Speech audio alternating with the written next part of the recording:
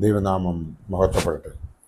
കർത്താവിൽ പ്രിയ വിശ്വാസിനി വിശ്വാസികളുടെ സമൂഹമേ, കുഞ്ഞുങ്ങളെ, നിങ്ങളെ എവരെയും വീണ്ടും വരുമെന്ന് അരുളിച്ചെയ്ത് ഉദ്ധിതനായ കർത്താവായ യേശു ക്രിസ്തുവിൻ്റെ നാമത്തിൽ പ്രഭാതവചനത്തിലേക്ക് വളരെ വിനീതമായി സ്വാഗതം ചെയ്യുന്നു.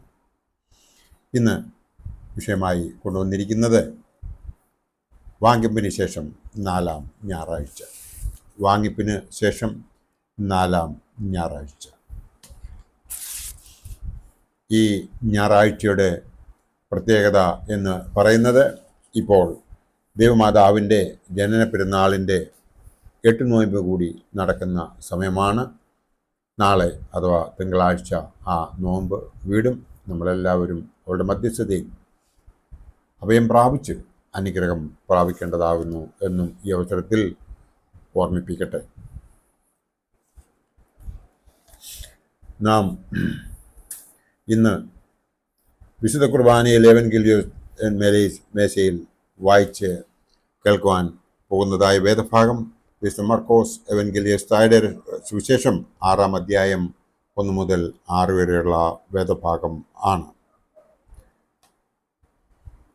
യേശു സ്വന്തം നഗരത്തിൽ, പൃഥു നഗരത്തിൽ, അതായത് നസറേത്തിൽ എത്തിയ അവസരത്തിൽ ഉണ്ടായ അനുഭവങ്ങളുടെ അടിസ്ഥാനത്തിൽ 2 കാര്യങ്ങളാണ് ഗ്രഹിക്കേണ്ടത്. യേശു സ്വന്തം നാട്ടിൽ തിരസ്കരിക്കപ്പെടുന്നു എന്ന് നമുക്ക് ഇവിടെ കാണാം. അവരുടെ അവിശ്വാസം യേശുവിൻ്റെ പ്രവർത്തനത്തെ പ്രതികൂലമായി ബാധിക്കുന്നതായും നമുക്കിവിടെ കാണുവാൻ സാധിക്കും. ഇവൻ മറിയയുടെ മകനും യാക്കോബ്, യോസെ, യൂദ, ശിമോൻ എന്നിവരുടെ സഹോദരനുമായ തച്ചനല്ലയോ? ഇവൻ്റെ സഹോദരങ്ങളും ഇവിടെ നമ്മോടുകൂടെ ഇല്ലയോ? മർക്കോസ് എവൻഗേലിയോസ്തായുടെ സുവിശേഷം 6-ാം അധ്യായം 3-ാം വാക്യം. മത്തായി ശ്ലീഹായുടെ രക്ഷാസുവിശേഷം 13-ാം അധ്യായം 55-ഉം 56-ഉം വേദഭാഗത്തിൽ ഇത് പറഞ്ഞിട്ടുണ്ട്.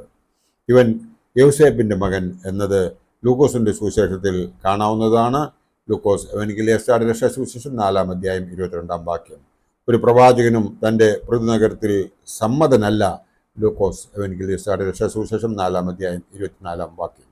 യേശുവിനെ നസറേത്തിലുള്ളവർ തിരസ്കരിക്കുന്നതിനുള്ള കാരണം അവരുടെ സ്വാഭാവികമായ അറിവിനാൽ അവർ അന്ധന്മാരായി തീർന്നത് കൊണ്ടാണ് എന്ന് നമുക്ക് മനസ്സിലാകും. ഞാൻ ദാവീദിന് നീതിയുള്ളൊരു മുളയായവനെ ഉത്ഭവിക്കുന്ന കാലം വരും എന്ന് അവരുടെ പ്രവാചകന്മാരുടെ പ്രവചനത്തിൻ്റെ പൂർത്തീകരണം നസറേത്തിലുള്ളവർ ഗ്രഹിക്കുന്നില്ല എന്നുള്ള വിവരം യെരമ്യാ പ്രവാചകൻ തൻ്റെ പുസ്തകത്തിൽ 33-ാം അധ്യായം 15-ാം വാക്യത്തിൽ പറയുന്നുണ്ട്. അവരുടെ അവിശ്വാസം ഹേതുവായി അവൻ ആശ്ചര്യപ്പെട്ടു. മർക്കോസ് 6-6, മത്തായി 13-58. യേശു അത്ഭുതപ്പെട്ടത് 2 സന്ദർഭങ്ങളിലാണ്. 1, വിജാതിയരുടെ വിശ്വാസം കണ്ടിട്ട്. 2, സ്വജാതിയരുടെ അവിശ്വാസം കണ്ടിട്ട്.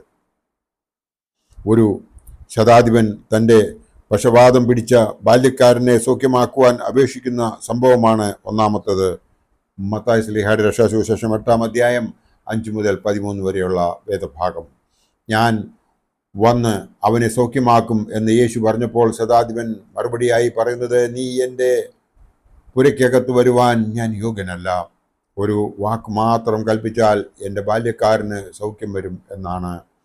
ഇസ്രായേൽ കൂടെ ഇത്രയും വലിയ വിശ്വാസം കണ്ടിട്ടില്ല എന്നും പോകാൻ നീ വിശ്വസിച്ചതുപോലെ നിനക്ക് ഭവിക്കട്ടെ എന്ന് യേശു പറഞ്ഞു. ആ നാഴികയിൽ തന്നെ അവൻ്റെ ബാല്യക്കാരന് സൗഖ്യം വന്നതായി നമുക്ക് ആ വേദഭാഗം വായിക്കുമ്പോൾ മനസ്സിലാകും. സ്വജാതിയർ അവിശ്വാസം പ്രകടിപ്പിച്ചതിനാൽ അവിടെ യേശു അത്ഭുതങ്ങൾ ഒന്നും തന്നെ ചെയ്തില്ല എന്നും നമുക്ക് മനസ്സിലാകുന്നുണ്ട്. ഏതാനും രോഗികളെ സൗഖ്യമാക്കുക മാത്രം ചെയ്തു. നമ്മുടെ വിശ്വാസത്തിൻ്റെ തോതനുസരിച്ച് ആയിരിക്കും നമുക്ക് കൃപാവരങ്ങൾ ലഭിക്കുന്നത് എന്ന് വിശ്വാസികളായി നമ്മൾ മറന്നു പോകാതിരിക്കുന്നത് നന്നായിരിക്കും. അതുകൊണ്ട് ആയിരിക്കാം നിങ്ങളുടെ വിശ്വാസം നിങ്ങൾക്ക് ഭവിക്കട്ടെ എന്ന് കുരുടന്മാരോട് പറഞ്ഞത്. മത്തായി ശ്ലീഹായുടെ രക്ഷാസുവിശേഷം 8-ാം അധ്യായം 29-ാം വാക്യം. അവിശ്വാസം യേശുവിനെ ദുഃഖിപ്പിക്കുകയും ദൈവകൃപയെ തടയുകയും ചെയ്യുന്നു എന്നുള്ള വിവരം നമുക്ക് വേദഭാഗത്തിൽ നിന്നും മനസ്സിലാക്കുവാൻ സാധിക്കും. ഇവിടെ നാം മനസ്സിലാക്കേണ്ടത് 3 കാര്യങ്ങളാണ്. ഒന്നാമത്തത്, രക്ഷിതാവിനെ തിരിച്ചറിയാതെ പോകുന്നു, മുറ്റത്തെ മുല്ലയ്ക്ക് മണമില്ല. രണ്ടാമത്തത്, വിശ്വസിക്കപ്പെട്ടതനുസരിച്ച് കൃപാവരങ്ങൾ ലഭിക്കും എന്ന് നാം മനസ്സിലാക്കേണ്ടതുണ്ട്. ഒന്നാമത്തത്, നാസിയാൻസിയിലെ മോർ ഗ്രിഗോറിയോസ് പിതാവ് പറഞ്ഞതുപോലെ ദൈവം നേരിട്ട് അനുഗ്രഹിച്ചാൽ സാധിക്കാത്തതായിട്ട് എന്തുണ്ട് എന്നതാണ്. നാം ഈ 3 കാര്യങ്ങൾ മനസ്സിൽ ഗ്രഹിച്ചുകൊണ്ട് ദൈവത്തിൻ്റെ അടുത്തേക്ക് സമീപിക്കുന്നുവെങ്കിൽ ദൈവം നമ്മളെ അനുഗ്രഹിക്കും.